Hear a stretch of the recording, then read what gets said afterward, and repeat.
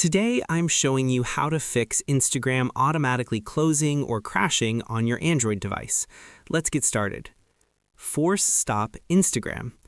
Open Settings on your Android phone, go to Apps, find Instagram, and tap Force Stop. This completely closes the app. Clear Cache.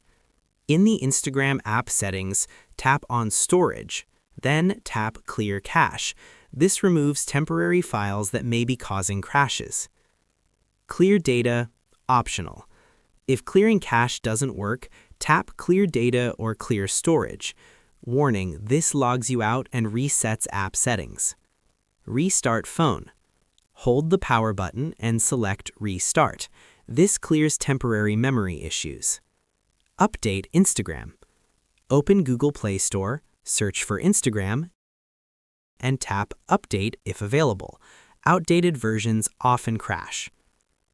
And that's it. One of these methods should fix Instagram automatically closing on your Android device.